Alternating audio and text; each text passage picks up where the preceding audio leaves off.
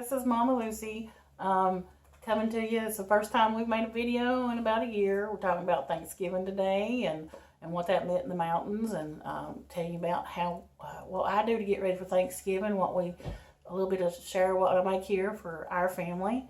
If you talk to old timers and such, they didn't have the big Thanksgiving meal like we have and all that shopping folks do.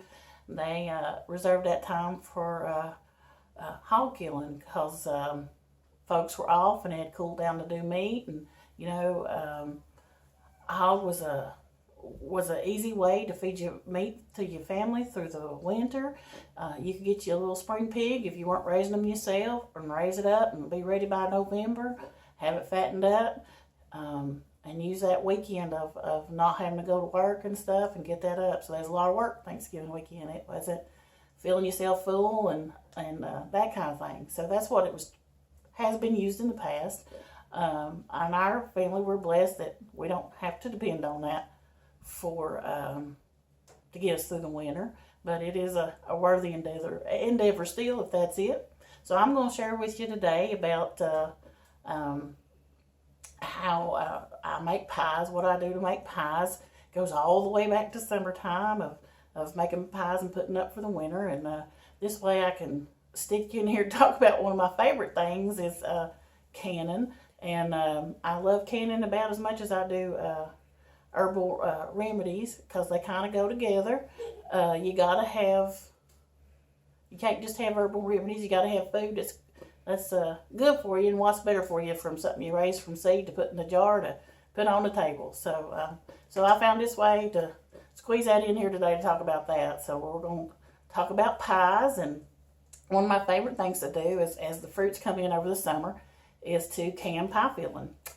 And if you look at the recipes, they all it is fruit and your sugar, and I used flour cornstarch thickening. You don't even need to do that anymore at bulk stores.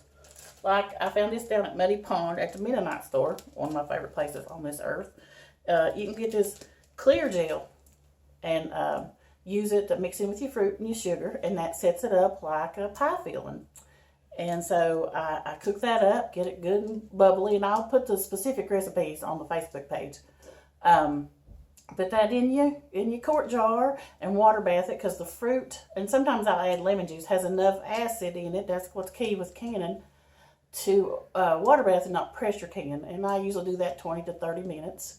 And then you've got your pie filling for the winter. So I start with strawberries. Wait, that ain't strawberries. Hang on a minute. Here's strawberries. Start with the strawberry season. Beautiful, wonderful stuff. We got cherries come. I have blackberry and blueberry, just don't have it on the table. This is apple, and so for apple, I'll add like apple pie spice filling, like the cinnamon and nutmeg and stuff. And then that way we'll have those fruit pies already done. Just have to pour them in the crust. And here is pumpkin that we raised and here and made into canned pumpkin, and all the canning books and the powers that be says you're not supposed to can pumpkin, but I always have, because it's not high acid enough and it's thick.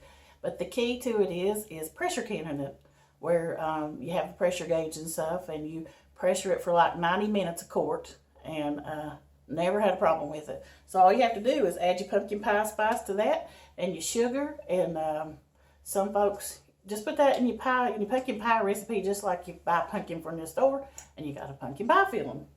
So the other key to pies is the crust. And my recipe for pie crust makes 5 crust. And so you've got tops and bottoms for what you need. The 2 key ingredients, I think, for pie crust is your flour. And I just made it puffed, and lard. So you don't want to use self-rising flour, but this is all I had, and this is my favorite kind. So I got to go get me some plain before I make crust on Wednesday.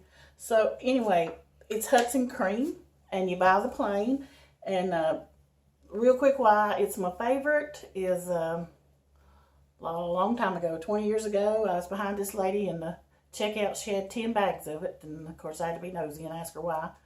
And she was an immigrant from the Czech Republic, and she said that was the closest to, that this flour was the closest to what was milled at a mill back home. And I got it, and I figured out it's the same. It's a lot like the flour you would have bought when you took your wheat down, your grain down to have ground for the winter. It's the closest. So that's what I use. I use the plain, the self-rising, and even the cornmeal mix is the best. But we'll talk about cornmeal and cornbread the other day. That has its own controversies about sweet and all that stuff. But the other key ingredient is lard. And this right here, I canned it. I rendered it from a local farmer, raises hogs, and I got it from him. And I got the pork scraps from him and rendered it. And while rendered means is you cook the meat scraps down, and the fat comes off, and you skim out the fat, and you get this pretty white, and you put it in jars and water bath it too. Just a piece of advice: if you ever want to delve into rendering your own lard, don't do it in the house. No, there's no worse smell on planet Earth than doing that in the house. And then you can't get it out. It's in everything. Do you hear this voice of experience? Do not do it in the house. Do it outside. And maybe next time I do it, I'll film it, and we'll be doing it outside. So those are the two key things. And I'll be posting the recipe on Facebook. But the real thing, like important with pie crust and biscuits or anything, don't be overworking it. And if it gets if the crust dough gets hot on you, stick it back in the refrigerator, because that's the key in between. But so it takes 4 cups of flour, a tablespoon of sugar, 2 teaspoons of salt, a half a cup of ice water, 1 3/4 cups of lard, an egg, and a tablespoon of vinegar. So you mix all that together. You can also freeze these. I put them in like the 5 balls and stick them into different Ziploc bags, stick them in the freezer, pull you out a pie crust where you want pie, whether it's right now, whether it's through the winter, pop you some of that stuff you canned, you got a pie. Just as easy as having